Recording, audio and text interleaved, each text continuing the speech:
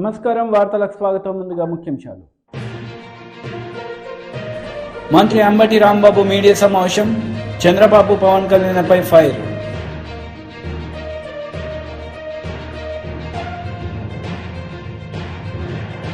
BRS leader Srinivas Goud press meet. CM Revanth రెడ్డిపై fire.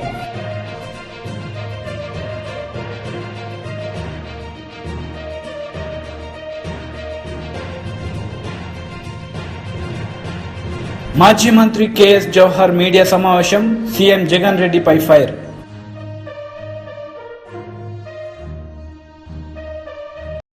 మంత్రి Ambati Rambabu press meet నిర్వహించారు. ఈ సందర్భంగా చంద్రబాబు పవన్ కళ్యాణ్లపై మండిపడ్డారు.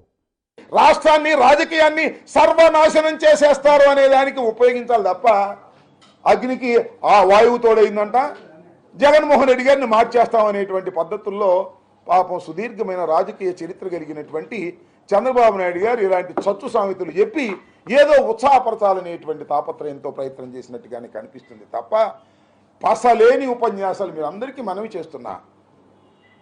నిన్న జరిగిన సభ విజయవంతమైందో విజయవంతం కాలేదు నేను చెప్పాల్సిన అవసరం లేదు. ఒక్కసారి సిద్ధం సభలు చూడండి. 3 సిద్ధం సభలు నిర్వహించాం వైఎస్ఆర్ కాంగ్రెస్ పార్టీ నాయకత్వంలో. మా సిద్ధం సభలు ఎలా జరిగాయి, మీ సభలు ఎలా జరిగింది? ఇవాళ ఒక్కసారి చూస్తే సిద్ధం సభ విజువల్ చూడండి.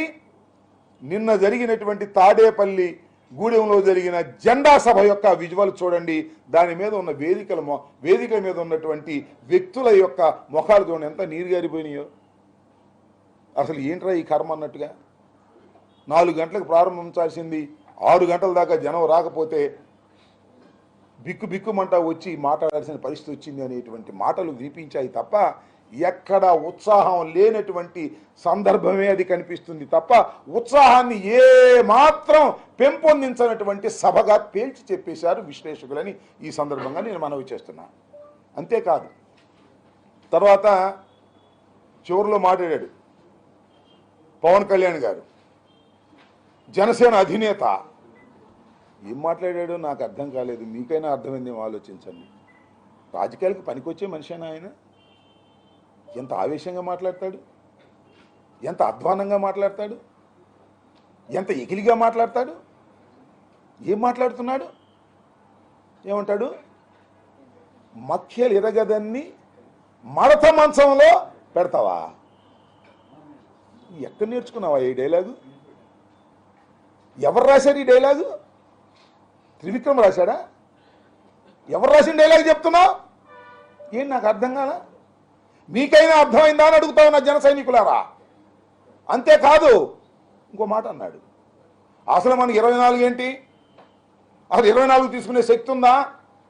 ఎవరైనా ఒక రాజకీయ పక్షం పార్టీ పెట్టుకుంటే మా రాజకీయ పక్షానికి అపారమైనటువంటి బలం ఉంది, మా రాజకీయ పక్షాన్ని ప్రజలు మెచ్చుకుంటున్నారు, మాకు ఉద్దండులైనటువంటి సైనికులు ఉన్నారు, మాకు నాయకులు ఉన్నారు అని చెప్పుకుంటారే ఎవరైనా. ఏం కర్మయ్య ఇది? నాకు అర్థం కాలేదు. మనకు 24 సీట్లు ఇవ్వటమే ఎక్కువ? మనకు అసలు దమ్ముందా? మనకు అసలు బూత్ మేనేజ్మెంట్ చేసేవాళ్ళు ఉన్నారా? మన దగ్గర డబ్బు ఉందా? మనం 500 మందికి భోజనాలు పెట్టగలమా? అసలు మనం 24 సీట్లకు పోటీ చేయగలమా? మన పార్టీ ఇంత అధ్వాన్నంగా ఉందే. ఇంత అధ్వాన్నంగా ఉన్న పార్టీకి చంద్రబాబు నాయుడు 24 సీట్లు ఇచ్చాడే గొప్ప విషయమే అని చెప్పేటటువంటి ప్రయత్నమే చేశావే. ఏమిటి రాజకీయం నేను అడుగుతా ఉన్నా. జన సైనికులారా ఆలోచించమని మనం చేస్తున్నా. మా మీద విరుచుకుపట్టం కాదు, జగన్మోహన్ రెడ్డి గారి మీద విరుచుకుపట్టం కాదు, చంద్రబాబు నాయుడు గారిని దేహి అని నేను తీసుకొచ్చాను 24 సీట్లు అనేటువంటి పద్ధతుల్లో మాట్లాడుతున్నామంటే సిగ్గుందా లేదా నేను అడుగుతా ఉన్నా. నిన్ను నమ్ముకున్నటువంటి జన సైనికుల పరిస్థితి ఏమిటి అని అడుగుతా ఉన్నా. ఏం దుర్మార్గం ఇది నాకు అర్థం కాదు.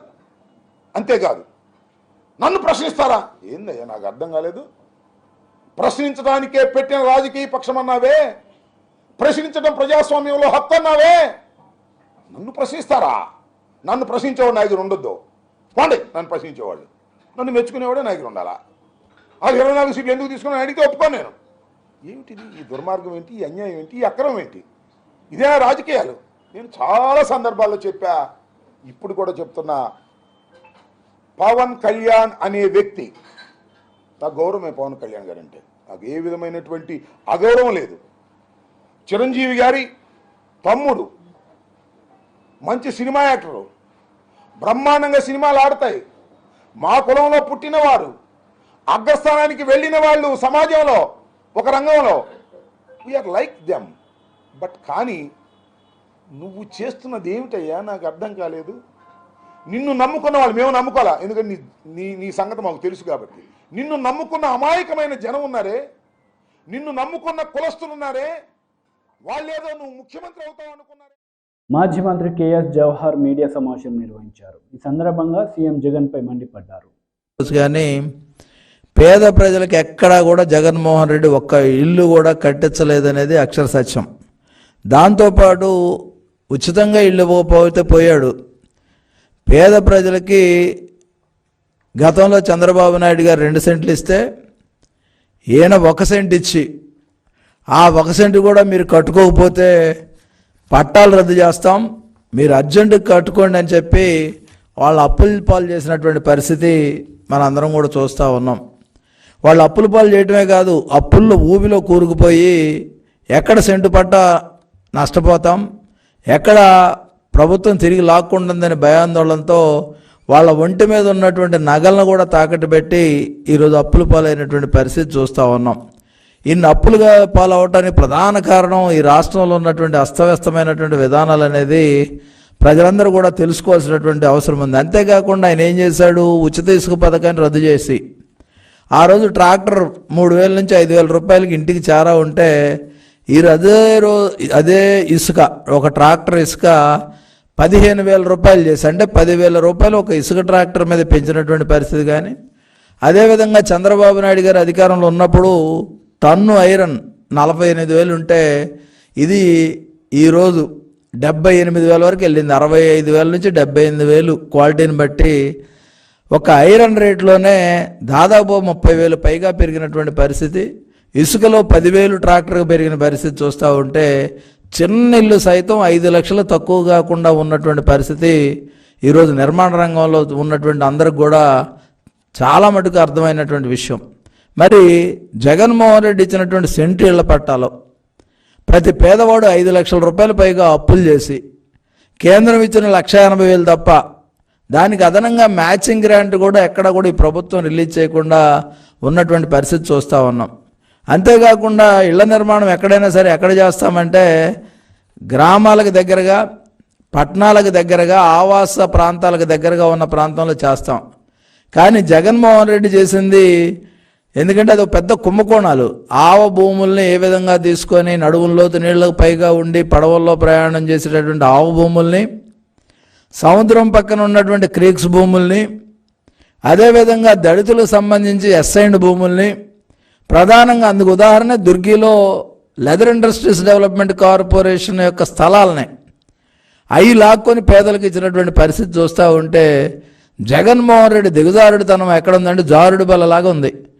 పైన ఎక్కడో మొదలుపెట్టి కొండంత రాగం తీసి ఏదో చేసినట్టుగా జగన్మోహన్ రెడ్డి ఉచితాల పేరు మీద ఉచితంగా ఇళ్ళు ఇస్తానని ప్రజలను నమ్మించినటువంటి పరిస్థితి ఈరోజు చూస్తూ ఉన్నాం. అంతేకాకుండా జగన్మోహన్ రెడ్డి ఇంకా అడ్వాన్స్గా పేదల ముక్కుబిండి ఏ విధంగా వసూలు చేయాలనే దాని మీద ఆయన ఒక రీసెర్చ్ చేశాడు. ఆ రీసెర్చ్ ఫలితం ఏంటంటే జగన్మోహన్ రెడ్డి ఎవరైతే గతంలో ఎన్టీ రామారావు గారి దగ్గర నుంచి మొదలుపెట్టి పక్కా గృహ నిర్మాణాలకు సంబంధించి పట్టాలు 8,000 నుంచి 70,000, చంద్రబాబు నాయుడు గారు వచ్చిన 1,50,000 వరకు గృహ రుణాలు తీసుకొని ఇళ్ల కాలనీలు నిర్మాణం చేసుకున్నటువంటి వాళ్ళ పట్టాలన్నీ కూడా 1 టైం సెటిల్మెంట్ పేరు మీద. ఎందుకంటే ఎక్కడా లేదు వింత, బాధితుడి దగ్గర నుంచే పరిహారం వసూలు చేసేటటువంటి పద్ధతి పెట్టుకొని పెద్ద ఎత్తున లూటీ చేసి ఖజానా నింపుకున్నటువంటి పరిస్థితి మనం చూడాల్సిన అవసరం ఉంది. 1 టైం సెటిల్మెంట్ పేరు మీద జగన్మోహన్ రెడ్డి చేసింది ఈరోజు మనం అందరూ అర్థం చేసుకుంటే 10,000 రూపాయలు గ్రామీణ ప్రాంతంలో ఉన్నటువంటి వ్యక్తులు 1 టైం సెటిల్మెంట్ పేరు మీద తమ పట్టాలు వెనక తెచ్చుకోవాలంటే ప్రభుత్వానికి 10,000 కట్టాలి, పట్టణంలో ఉన్న వాళ్ళైతే 30,000 కట్టాలి. అంటే ప్రతి పేదవాడి దగ్గర నుంచి ఆయన ఏదో గొప్పగా సంక్షేమాన్ని మీకు ఇచ్చాను, బటన్ నొక్కితే మీ దానిలో పడ్డాయి అని చెప్పి రివర్స్లో ఏ విధంగా తీసుకుంటున్నాడని చూస్తే ఒక గ్రామీణ కుటుంబం నుంచి 10,000, పట్టణ కుటుంబం నుంచి 30,000 ప్రతి పేదవాడి దగ్గర ముక్కుపిండి వసూలు చేసినటువంటి పరిస్థితి ఈరోజు చూస్తూ ఉన్నాం. అంతేకాకుండా చంద్రబాబు నాయుడు గారు స్టైర్స్ కట్టి పేద ప్రజలందరూ కూడా సుఖవంతమైనటువంటి ఆవాసాలు ఏర్పాటు చేయాలని ఆయన పెద్ద ఎత్తున టిడ్కో ఎన్టీఆర్ గృహ నిర్మాణాలు చేసి టిడ్కోల ద్వారా చేస్తే ఆ టిడ్కోలను కూడా తాకట్టు పెట్టి వాళ్ళ దగ్గర డబ్బులు తెచ్చుకుంటే ఈరోజు నేరుగా లబ్ధిదారులకి బ్యాంకు వాళ్ళు నోటీసులు పంపుతున్నటువంటి పరిస్థితి ఈరోజు ఉంది. ఇలాంటి పరిస్థితుల్లో జగన్మోహన్ రెడ్డి చేసింది ఏంటంటే పేదవాడికి భూమి సేకరణ విషయంలో దగ్గర నుంచి ఇళ్ల నిర్మాణం ఉచితంగా చేపిస్తానని మోసం చేయడమే కాకుండా ఆ భూములు కూడా ఎక్కడ ఊరికి దూరంగా వెలివాడల్లాగా మురికివాడల్లాగా ఎక్కడా కూడా కనీసం 40 ఫీట్ రోడ్ అనేది లేదు. కనీసం ఒక మోటార్ సైకిల్ వెళ్తే ఇంకో మోటార్ సైకిల్ ఎదురొచ్చే పని లేదు. BRS leader Srinivas Goud press meet నిర్వహించారు. ఈ సందర్భంగా సీఎం రేవంత్ రెడ్డిపై ఆయన విరుచుకుపడ్డారు. అంతేగాని మమ్మల్ని తిట్టినంత మాత్రాన,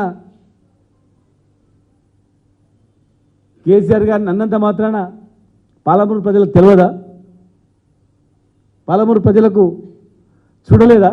2014 కన్నా ముందు తెలంగాణ ఏంది, 2014 తర్వాత తెలంగాణ ఏంది? మీ ఆత్మకు తెలియదా? మీ ఆత్మసాక్షిగా తెలియదా? కేసీఆర్ గారిని దూషిస్తే అయిపోద్దా? కేసీఆర్ గారిని విమర్శిస్తే అయిపోద్దా? అది ఎలక్షన్ వరకు జరిగింది, ఎలక్షన్ వరకు అయిపోయింది అది కథ. కనుక మేము డిమాండ్ చేస్తూ ఉన్నాం, మేము పోయేది నష్టపోయిన దాన్ని చూసి మా దగ్గర కూడా ఇంజనీర్ నిపుణులు ఉన్నారు కనుక మేము అది ఎట్లా చేయాలి, ఎన్ని రోజులు చేయొచ్చు, దీన్ని చేయకపోతే ఏం నష్టమని మేము పోతున్నాం. మీరు అక్కడ పోయి రివ్యూ మీటింగ్ పెట్టండి, ఎంత పని అయిందని అడగండి, ఎంత పని ఎన్ని రోజులు చేస్తారో చెప్పండి. అంతేగాని ఇది తెలంగాణకు కానీ, ఇది పాలమూరు కానీ, మన జిల్లాకు మామూనార్ కానీ పనికొచ్చేది కాదు. ఇచ్చిన అవకాశాన్ని సద్వినియోగం చేసుకుంటే ప్రజలు హర్షిస్తారు తప్ప కొట్లాడుకొని ఆగమాగం చేసుకుంటే కాదు, ఇప్పుడు అయ్యేది కాదు. కనుక ప్రాజెక్టులను తొందరగా కంప్లీట్ చేయాలని డిమాండ్ చేస్తున్నాం. టీడీపీ అధికార ప్రతినిధి నాగుల్ మీరా మీడియా సమావేశం నిర్వహించారు. ఈ సందర్భంగా పలు అంశాలపై ఆయన మాట్లాడారు. ప్రభుత్వంలో పనిచేసేటువంటి అంగన్వాడీల నుంచి, వాలంటీర్ల దగ్గర నుంచి, డ్వాక్రా సంఘాల నుంచి అందరినీ కూడా ఆ సభకు వచ్చే విధంగా 50 నియోజకవర్గాల నుంచి ఆ సభకు అనేక విధాలుగా డబ్బులు ఇచ్చి రకరకాలుగా ఆ సభకి జనం తీసుకురావటానికి నానా పాట్లు పడుతున్నారు వైసీపీ వాళ్ళు. ఈ రోజున చంద్రబాబు నాయుడు గారు, పవన్ కళ్యాణ్ గారు ఒక పిలుపిస్తే స్వచ్ఛందంగా మాకు ఆర్టీసీ బస్సులు ఇవ్వకపోయినా, ప్రైవేటు కార్లు ఇవ్వకుండా ఆపినా, మా సొంత వాహనాల్లో ఇవాళ లక్షలాదిగా ప్రజలు తరలి వస్తున్నారంటే దానికి కారణం ఈ నియంత, ఈ యొక్క నిరంకుశ పాలన పోవాలి. చంద్రబాబు నాయుడు గారికి, పవన్ కళ్యాణ్ గారికి మనం అండగా ఉండాలి, ఈ ప్రభుత్వాన్ని గద్దె దించాలి అనేటువంటి ఒక లక్ష్యంతో ఈనాడు ప్రజలందరూ కూడా తెలుగుదేశం, జనసేన పెట్టినటువంటి సభలకి లక్షలాది మందిగా స్వచ్ఛందంగా తరలి వస్తున్నారంటే ఇది ఒక గొప్ప సంకేతం. ఇవాళ ప్రభుత్వం జగన్మోహన్ రెడ్డి పెట్టేటువంటి సభలకి ఎంతమంది వచ్చినా వాళ్ళకున్న టెక్నాలజీ తోటి చాలామంది వచ్చారనేటువంటి చూపించేటువంటి ప్రయత్నం చేస్తూ ఉన్నారు. మేము నిజంగా అక్కడ ఉన్నటువంటి జనం ఎవరు వెళ్ళినా వాళ్ళ ఇంటెలిజెన్స్ రిపోర్ట్లే రోడ్డు అంతా బ్లాక్ అయిపోయింది, ఇక్కడ సభలో ఎంతమంది ఉన్నారో సభకు బయట అంతకు 200 మంది ఉన్నారని మీ ఇంటెలిజెన్స్ రిపోర్టే మీకు ఇచ్చినటువంటి నేపథ్యాన్ని చూస్తూ ఉన్నాం. నేను ఈ వైసీపీ నాయకులు సూటిగా అడుగుతూ ఉన్నాను, మీకెందుకయ్యా మా పొత్తుల గురించి అంత ఉలుక్కు? చంద్రబాబు నాయుడు గారు, పవన్ కళ్యాణ్ గారు పక్క పక్కన కూర్చుంటేనే మీ పక్కలు తడిసే పరిస్థితి కనపడుతుంది. ఎందుకంత భయపడుతున్నారంటే ఇక మా ఓటమి ఖాయమైంది. చంద్రబాబు గారు చెప్పారు, నిప్పుకు గాలి తోడైతే ఎంత భయంకరమైనటువంటి దహనకాండ అంటే ఆ మంటల్లో ఈ అవినీతి ప్రభుత్వం కాలి బూడిదైపోద్ది అని. కారణం ఏంటంటే ఈ రోజున వాళ్ళిద్దరి కలయిక కలవకూడదనేటువంటి ప్రయత్నం. నేను అడుగుతున్న వైసీపీ నాయకుల్ని, ఇవాళ మేమెన్ని సీట్లు పోటీ చేస్తే మీకెందుకు అంత భయం? పవన్ కళ్యాణ్ గారు ఎన్ని సీట్లు చేస్తే మీకెందుకు అంత భయం? ఈరోజు పవన్ కళ్యాణ్ గారు అద్భుతంగా మాట్లాడుతూ ఉన్నారు. ఆయన నిన్న తాడేపల్లిగూడెంలో కూడా ఒకటే ప్రజలను అప్పీల్ చేశాడు. ఇవాళ మనం రాజకీయ పార్టీ పెట్టాం, ఒక గణనీయమైనటువంటి ఓట్ షేర్ ఉన్నటువంటి మన పార్టీ, కేవలం సింగిల్గా కాదు. ఈ రోజున ఒక అరాచక ప్రభుత్వం ఈ రాష్ట్రం ఏలుతా ఉంది, ప్రజా ప్రయోజనాలు దెబ్బతింటున్నాయి, ఈ రాష్ట్ర భవిష్యత్తు అంధకారంలోకి వెళ్తుంది, ఈ రాష్ట్రంలో చదువుకున్నటువంటి బిడ్డలకు ఉద్యోగ అవకాశాలు లేవు, ఒక్క పరిశ్రమ వచ్చే పరిస్థితి లేదు, 8.5 లక్షల కోట్ల అప్పుతోటి ఈ యొక్క ప్రభుత్వాన్ని నడుపుతున్నటువంటి జగన్ రెడ్డి, అన్నిటికీ మించి ఈరోజు జనసేన మీద, తెలుగుదేశం మీద, ఎస్సీల మీద, బీసీల మీద, ఎస్టీల మీద, మైనారిటీల మీద, పేద వర్గాల మీద జరుగుతున్నటువంటి దాడి, దోపిడీని అరికట్టారంటే ఈరోజు చంద్రబాబు నాయుడు గారు నేను కలవలసినటువంటి చారిత్రాత్మకమైనటువంటి ఆవశ్యకత ఉన్నదని పదే పదే వాళ్ళ పవన్ కళ్యాణ్ గారు చెప్తుంటే మీకు సిగ్గు లేదా అని అడుగుతా ఉన్నాను. YSRCP MP Nandigama Suresh press meet నిర్వహించారు. ఈ సందర్భంగా పలు అంశాలపై ఆయన మాట్లాడారు. పేద ఇద్దరి మీద ఓడిపోయిన వ్యక్తివి నువ్వు. అంటే తన మీద కాదు, తను పెట్టిన అభ్యర్థుల మీద నువ్వు ఓడిపోయిన వ్యక్తివి.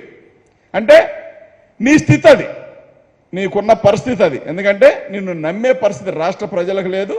నిన్నగాక మొన్న నీ శాస్త్రాలు చూసిన తర్వాత నీ అభిమానులు, నీ నాయకులు కూడా అదే నిర్ధారించుకున్నారు, అదే గమనిస్తూ ఉన్నారు. పాతాళానికి తొక్కుతా ఉన్నావు.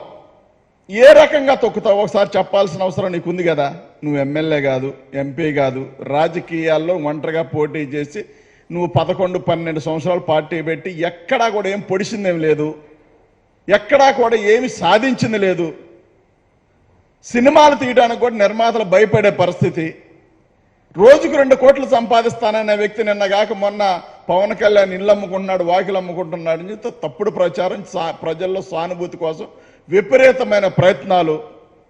సిగ్గు అనిపించాలి. ఈ వయసులో చాలా హుందాగా మాట్లాడాలి పవన్ కళ్యాణ్ అనే వ్యక్తి. నీకు కూడా 60 ఏళ్ళు దగ్గర పడతా ఉన్నాయి అనుకుంటా.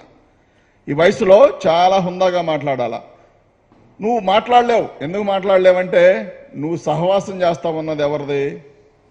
75 ఏళ్ళు వచ్చిన ముసలి నక్కతో సహవాసం చేస్తా ఉన్నావు కాబట్టి నీకు కూడా అయ్యే లక్షణాలు అబ్బుతాయి. నీకు హరిరామ జోగయ్య గారు, ముద్రగడ్డ గారు పాపం లేఖలు రాశారు. ఎందుకంటే వాళ్ళకున్న అనుభవాలు బట్టి. మన చంద్రబాబు నాయుడు వంగవీటి మోహన్ రంగా గారిని చంపించిన వ్యక్తి, అలాంటి వ్యక్తి పొట్టన పెట్టుకున్న వ్యక్తి మనం కలిసి వెళ్ళడం కరెక్ట్ కాదు. టీడీపీకి ఏనాడు కూడా జనసేన కానీ కాపులు కానీ కలవకూడదు అనేది మా సిద్ధాంతం. కాబట్టి మేము దాన్ని వ్యతిరేకిస్తామన్నామని చెప్పి వీళ్ళిద్దరు మాట్లాడుతూ ఉంటే నువ్వు సభలో వాళ్ళిద్దరిని మాట్లాడిన తీరు, పాపం పేర్లు ఎత్తలేదు కానీ నువ్వు మాట్లాడిన తీరు చాలా చాలా చాలా చాలా మంది క్లారిటీ వచ్చింది. ఏంటంటే నీకేదైనా నీకు తప్పని చెప్తే నీకు నచ్చదు. ఎందుకంటే చంద్రబాబు నాయుడు ఇచ్చే సొమ్మే ముఖ్యం కాబట్టి వీళ్ళందరినీ జెండాల కూలీల కింద మార్చడం నీ ఉద్దేశం కాబట్టి జెండాల కూలీల కింద పాపం అభిమానులు మార్చావు, నిన్ను నమ్మిన నాయకులు మార్చావు. నిన్న నువ్వు కూడా మారిపోయావు. చంద్రబాబు జెండా పట్టుకొని, అంటే నీకు జెండా లేకపోగా చంద్రబాబు జెండా పట్టుకొని నువ్వు ఊపడం, నీ జెండా పట్టుకొని చంద్రబాబు నాయుడు ఊపడం అంటే చాలా అవమానకరమైన విషయం. మీరు ఏ స్థితిలో ఉన్నారో అర్థం చేసుకోవాల్సిన అవసరం ఉంది. అలాగే జగన్మోహన్ రెడ్డి గారి గురించి మాట్లాడుతూ జగన్మోహన్ రెడ్డి గారు బాబాయిని చంపించిన వ్యక్తి అని మాట్లాడినావు నువ్వు నిన్న. బాగా ఒకసారి పిన్ చేసుకొని చూసుకో ఒకసారి. వాస్తవాలు నీకు తెలుసు. స్ట్రీట్ వ్యక్తులు అంటే వీధుల్లో తిరిగే వ్యక్తులు, తాగుబోతులు, తిరుగుబోతులు మాట్లాడే మాటలు కూడా నీకు సరిపోల్చలేం. ఎందుకంటే నీ భాష అట్లా ఉంది, నీ ప్రవర్తన, నీ భాష అట్లా ఉంది. ఆల్రెడీ కేసు నడుస్తూ ఉంది. ఎవరు దొంగలో నీకు తెలుసు, చంద్రబాబు నాయుడు చేయించాడని నీకు తెలుసు, చంద్రబాబు నాయుడు పాత్ర ఉందని తెలుసు, టీడీపీ వ్యక్తులు చేశారని నీకు తెలుసు. అయినప్పటికీ కూడా జగన్మోహన్ రెడ్డి గారి పైన ఆపాదించి అది నిజమైపోద్దా? వాస్తవంగా చెప్పు. సినిమా యాక్టర్ ఉదయ్ కిరణ్ ఎలా చనిపోయాడు? పవన్ కళ్యాణ్ అనే వ్యక్తి దీనికి సమాధానం చెప్పాల్సిన అవసరం ఉంది. నీ హింస వలన తనని అన్ని రకాలుగా అడ్డుకొని, తనకి ఏ అవకాశాలు రాకుండా అడ్డుకొని పూర్తిగా డిప్రెషన్లోకి వెళ్ళిపోయే రకంగా చేసి పవన్ కళ్యాణ్ అనే వ్యక్తి, తను చావు కారణమైన వ్యక్తి పవన్ కళ్యాణ్. ఇంకా కావాలి వివరాలు? జగన్మోహన్ రెడ్డి గారు చెల్లిని పంపించారు, తల్లిని పంపించేశాడని చెప్తా ఉన్నావు. నీకేదో మంచి భాష వచ్చని మాట్లాడుతూ ఉన్నావు. నేను చాలా పద్ధతిగా మాట్లాడతాను, పద్ధతి నేర్చుకోవాలని జగన్మోహన్ రెడ్డి గారి గురించి చెప్తా ఉన్నావు. నా ఫ్యామిలీ గురించి మాట్లాడుతూ ఉన్నారని చెప్తా ఉన్నావు. వాస్తవానికి గమనించు.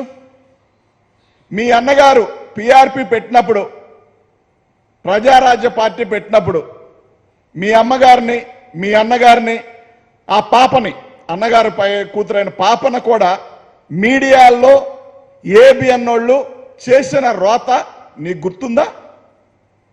చంద్రబాబు నాయుడు మాట్లాడిన మాటలకు గుర్తున్నాయా? అసలు నీ సిగ్గు అనేది ఉందా? మీ నాన్నగారి గురించి నువ్వు మాట్లాడిన మాటలు, దీపారాధన చేస్తూ దీపారాధనతో సిగరెట్ వెలిగించుకుంటాడని మాట్లాడిన మాటలు, నాకు తెలిసి వెంకట్రావు గారి గురించి ఎవరు అలా మాట్లాడాల. ఆయన గురించి అంత అసలు బ్యాడ్ అనేది లేదు నాకు తెలిసిన దాంట్లో. కానీ నీ సొంత ప్రయోజనాల కోసం మీ అన్నని తప్పుగా చిత్రీకరించుతావు, అవసరమైతే ఫ్యామిలీని తప్పుడుగా చిత్రీకరించుకుంటావు. ఎదటివాడు ఎవడైనా తప్పుడోడే అనుకునే భావం నీలో కనిపిస్తూ ఉంది. నిత్యం కనిపించలా నీకు పవన్ కళ్యాణ్? నీ అభిమానులను తాకట్టు పెట్టావు. వాడు పాపం 24 గంటలు కష్టపడి నీ ఫ్లెక్సీలు కట్టడం, నీ జెండా పట్టుకోవడం, వాళ్ళకి ఆనందపడటమే తెలుసు. కానీ మంత్రి పేర్ని నాని మీడియా సమావేశం నిర్వహించారు. ఈ సందర్భంగా పలు అంశాలపై ఆయన మాట్లాడారు. కూడా దాన్ని జెండాల సభ కదా, ఒక జెండా కాదు కదా సభ, 2 జెండాల సభ అది. 3వ జెండా కోసం ఎదురు చూస్తున్నటువంటి సభ అది. అంటే అయితే ప్రస్తుతం 2 జెండాలు, 3వ జెండా కోసం ఖాళీ కుర్చీ పెట్టినటువంటి సభ. ఆ జెండాల సభలో కేవలం జగన్నామస్మరణ తప్పితే, కేవలం జగన్నామస్మరణ తప్పితే ఆ జెండాల సభలో వారికి ఎందుకు ఓటేయాలి ప్రజలు? లేదా వారిద్దరి జెండాలు మోస్తున్నటువంటి కార్యకర్తలు ప్రజలకి ఏమని చెప్పాలి? ఈ పొత్తుల మీద, ఈ పంచుకున్నటువంటి ఈ పొత్తుల మీద ప్రజలకి ఏమని చెప్పాలి? ఏమైనా దిశానిర్దేశం లేదా ప్రజలకి సందేశం? వారికి అధికారాన్ని ఇస్తే ఏం చేయబోతున్నారు, ఏం చేస్తారు, ఎందుకు ఓటు వేయాలో, వేస్తే వారు ఏం చేస్తారో ఒక్కటంటే ఒక్క మాట కూడా లేదు. ఆ ఊసే ఎత్తల ప్రజల క్షేమం, ఈ రాష్ట్ర క్షేమం, ఈ రాష్ట్రానికి వారికి అధికారం వస్తే ఏమి చేస్తారో ఒక్క మాట లేదు. జగన్మోహన్ రెడ్డి గారిని దూషించడం తప్ప. వీళ్ళిద్దరికీ అధికారం కావాలంట, పవన్ కళ్యాణ్కి చంద్రబాబుకి వీరిద్దరికీ అధికారం కావాలంట. ప్రజలకైతే ఏమన్నా మేలు చేయటానికైతే కాదు, ప్రజలకి మేలు చేయటానికి కాదంట, జగన్ని, జగన్తో ఉండే వాళ్ళని దాడులు చేయటానికి. అంటే వైఎస్ఆర్ కాంగ్రెస్ పార్టీలో పనిచేస్తున్నటువంటి వాళ్ళు కానీ లేదా జగన్మోహన్ రెడ్డి గారి మీద దాడులు చేయడానికి వీళ్ళకి అధికారం కావాలంట. ఇది ఏతావాత వాళ్ళు ఆ సభ ద్వారా, జెండాల సభ ద్వారా వాళ్ళు ఇచ్చిన సందేశం. అయితే కనీసం 2014 నుంచి 19 దాకా చంద్రబాబు నాయుడు, పవన్ కళ్యాణ్ ఇద్దరి ప్రభుత్వం, ఇద్దరూ కలిసి అధికారంలో ఉండగా రైతులకు, మహిళలకు, విద్యార్థులకు, నిరుద్యోగ యువతకు, బీసీలకు, ఎస్సీలకు, ఎస్టీలకు, మైనార్టీలకు విద్య గురించో ఆరోగ్యం గురించో ఏ ఒక్కరికైనా ఈ రాష్ట్రంలో ఒక్క మేలు చేసిన విషయం కూడా వారు చెప్పలేకపోయారు. ఈ రాష్ట్రానికి 5 ఏళ్ళు అధికారాన్ని ఇస్తే, పవన్ కళ్యాణ్కి, చంద్రబాబు నాయుడు గారికి ఇద్దరికి కలిసి అధికారాన్ని ఇస్తే ఒక్కటంటే ఒక్కటి ఈ రాష్ట్రానికి మేలేమన్నా చేశారంటే ఒక్క మాట కూడా చెప్పలేకపోయారు. పోనీ కాపుల ఆత్మ గౌరవాన్ని పెంచేటువంటి ఒక్క మాట అంటే ఒక్క మాట ఏమైనా చెప్పాడా పవన్ కళ్యాణ్ కానీ, చంద్రబాబు నాయుడు కానీ ఇద్దరూ కలిసి? కాపులు ఓట్లు కావాలి, కాపులు జెండా మోయాలి, తెలుగుదేశం జెండా. కాపుల ఆత్మగౌరవాన్ని పెంచేటువంటి ఒక్క మాట కూడా వాళ్ళు ఏమైనా మాట్లాడారా? ఆత్మాభిమానాన్ని చంపుకుని తెలుగుదేశం పార్టీ మాత్రం జెండా మోయమని మాత్రం చెప్తున్నారు ఇద్దరు కలిసి. ఏతవాదాలు చెప్పేది ఇది. ఆయన పవన్ కళ్యాణ్ గారు చాలా అసలు మామూలుగా సినిమా డైలాగులన్నీ కూడా బట్టి చంద్రబాబు మాట్లాడుతుంటే వెనక కుర్చీలో కూర్చుని ప్రాక్టీస్ చేసి ఈ డైలాగ్ ఇట్లా చెప్పాలి, ఇట్లా చెప్పాలని చెప్పని మాటకి అంటే సినిమా షూటింగ్ యాక్షన్ అని చెప్పే ముందు కుర్చీలో కూర్చుని మాట్లాడుకున్న. వార్తలు ముగించే ముందు ముఖ్యాంశాలు మరోసారి. మంత్రి అంబటి రాంబాబు మీడియా సమావేశం, చంద్రబాబు పవన్ కళ్యాణ్పై ఫైర్.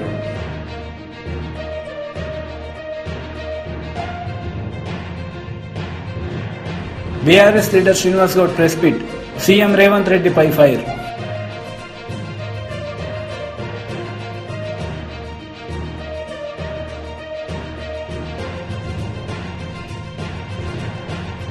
మాజీ మంత్రి కేఎస్ జవహర్ మీడియా సమావేశం, సీఎం జగన్ రెడ్డిపై ఫైర్.